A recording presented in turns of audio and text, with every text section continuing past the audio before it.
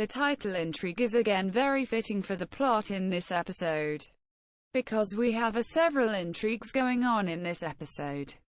First of all, there is Emily intrigue against Frank. Then there is Tyler's ongoing intrigue against Emily's and Daniel's relationship. And then there is Frank's intrigue against Emily aka Amanda. The writers also play with the meanings of this English word because you can also be intrigued by someone. And Frank is definitely intrigued by Emily and Amanda and their identity swap. And Daniel is obviously intrigued by Emily, as we see in this opening scene. I really like this scene not only because it's sweet and the innocent and full of bright morning light. I love Emily's quote at the beginning, because often she reflects about her revenge and her feelings in the monologues at the beginning and the end of the episodes. The quote captures her burden because she is not only playing with Daniel. Emily actually likes him. What makes her revenge when it touches to him and his feelings really complicated. Even more when Aiden comes back. With Jack she had nothing more than a fling, but Aiden was really someone Emily loved and desired. In my opinion, they created this shift in Emily's relationship towards Daniel at the end of Season 1 or at least at the beginning of Season 2 to show that she is not equally in love with both. It must have been hard enough to show in Season 3 that Emily is obviously cheating on Daniel, so they tried at least to make Daniel that bad so he was not the poor guy that got fooled by our heroine. They lost much potential for Emily and Daniel in Season 2 and 3, but I think for the producers it was the only way to not let Emily be the big bad while Daniel was suffering. Instead, they built her relationship up with Aiden and showed Daniel as the big bad even though Emily was cheating on him in every possible way.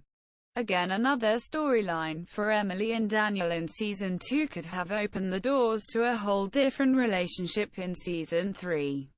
I think Daniel would have been the first who understood Emily's intentions when she had told him the true story. However, it could not be both.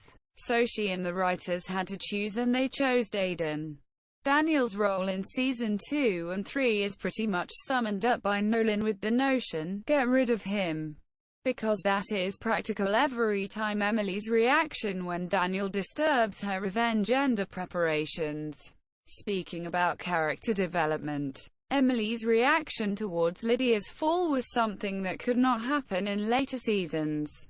That much closed off and unattached to real emotions Emily has never been again after Season 1. Which was a real improvement because her behavior really started to annoy me. For God's sake, she should be the heroine in this whole show, so why did she have to be that cold-hearted? I get that she was trained in some mind games by Takeda in Japan, but I do not think that anyone except a real psychopath can be as unforgiving and cruel as Emily was shown sometimes in the show. The scenes with Jack and both Nolan and Declan encouraging him to pursue Emily really made me root for Jack. It was clever by the writers to find supporters for Jemily because, as I said before, it is not that obvious that the two have potential for a romantic couple. I mean, with the backstory in mind, this could have been a very romantic story, but as the show moved forward he was mostly angry at Emily and did not understand why she was that close with the Graysons.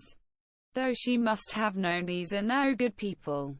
He is a nice guy who is loyal and has a great sense of justice, so there was potential here if he had known the truth sooner. But after he lost his wife he put all his anger on Emily and could not see the good in her. I love Emily's relationship with Aiden. The both are my favorite couple on Revenge, but as with Daniel they lost much of the potential with Jack here. Because he could not wait 3 seasons for Emily to come around and tell him the truth. And many events in the plot lead to a change of positions and views on Emily and Jack's mind, so they could never be more than friends till the last season. Which was also a challenge for both characters. However, the idea of repairing the swing is so sweet.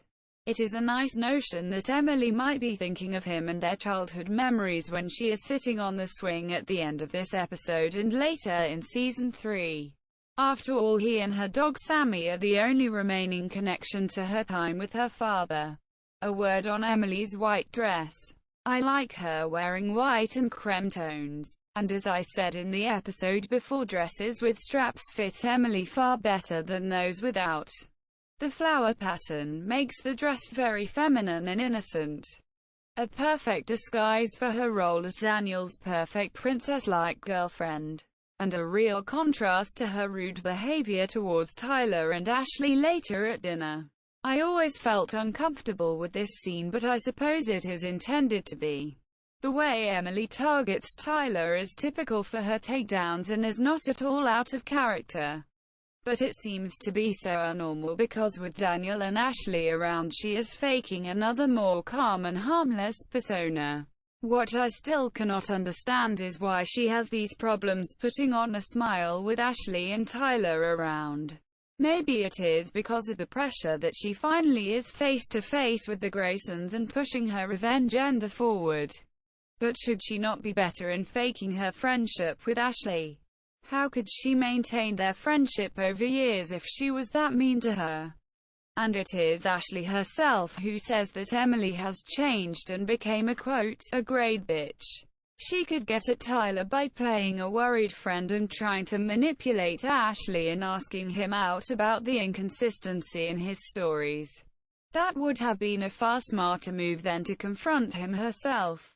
Ashley does not know him that well, and though she is in a relationship with Tyler, she should be the one who asks him out about his past and parents.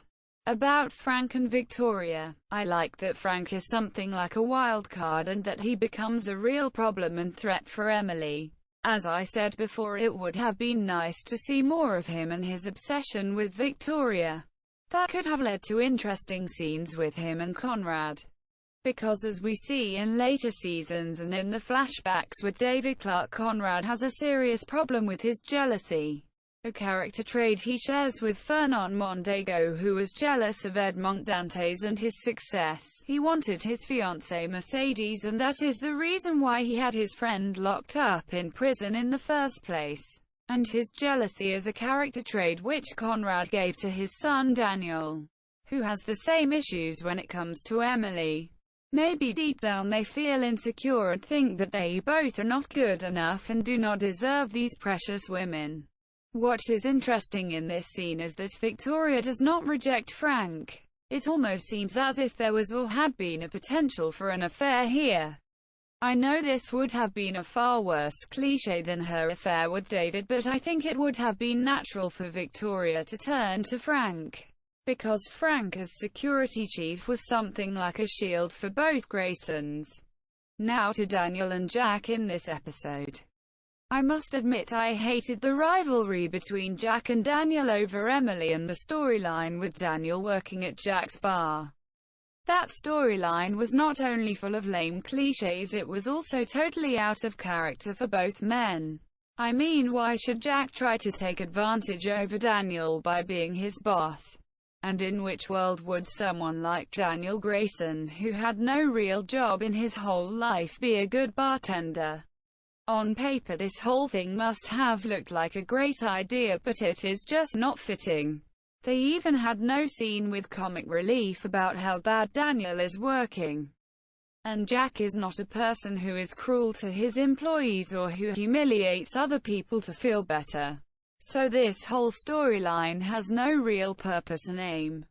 And let's play a little game of what if this little story arc did not existed in Revenge. Even if Daniel would have been at the party with Emily, Nolan could have still brought Jack with him and he could have arranged an intimate talking space for the two. He could even keep Daniel busy so that Emily and Jack could talk. That would have been no big deal and worked far better than this artificial storyline. And for Daniel's new money problem. Who really believes that a bartending job could bring Daniel enough money to maintain his luxurious life as a member of the Grayson family? What is a little odd is that both Nolan and Declan have to pursue Jack in going after Emily. I know we need some supporters here, but it is odd that Jack is so reluctant and we should believe he is head over heels for Emily. A girl he has seen for 10 minutes and who seems to be unreachable. I know he might think he is not good enough or does not stand a chance with Daniel, but if he really was that much into her, would he not trying to do something on his own? Why does he rely on Nolan's advice, who is clearly no good role model here by his lack of private life and friends? And his little brother Declan should either way be not his guardian in this. But what I liked is that Daniel, even though we know he has money problems, helps Declan out. As I said before, the Daniel from season 1 is my favorite cause he is kind and willing to sacrifice something for other people. Something we see again in season 4. His behavior also underlines the Grayson thinking that any problem can be solved with money. Later in the season we see Daniel trying to bribe Jack for his silence. Still, it is a cliché, but many rich people not only in the States try to solve their problems with money. About Victoria and Emily in this episode. As I said in the pilot episode, we do not get to see that much interaction between Victoria and Emily in season 1 and 2. I think this was the first time that Victoria talked in code with Emily.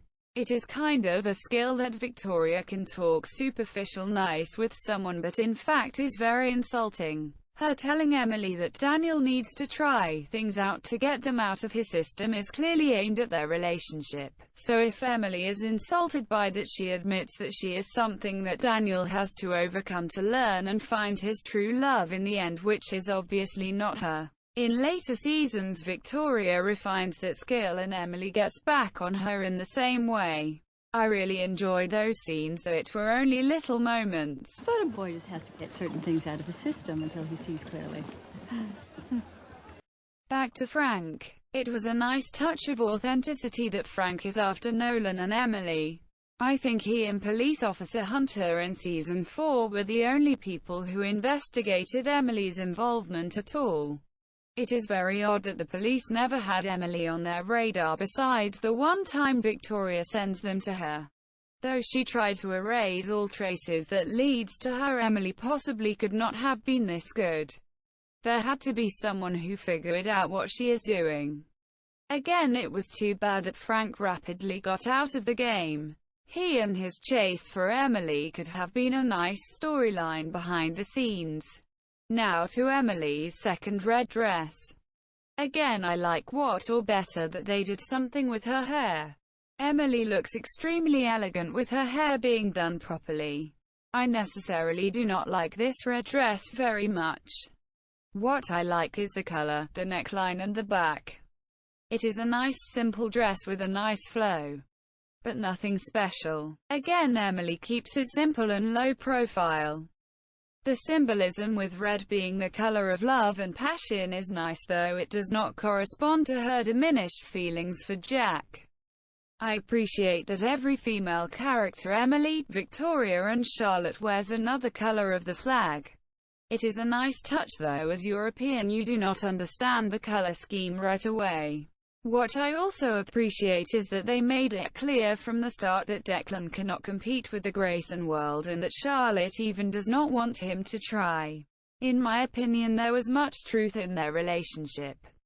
Because when one person in a relationship is very rich, especially when it is not the man, this will always be a problem and cause for inferiority complexes. If Charlotte's and Declan's relationship would have grown further, I think this would be something that would have come up every time. Even if they had no money issues, that would have been baggage for them. About Jack's love confession, the setting was quite spectacular and really romantic with the fireworks in the background. And I like his use of metaphors.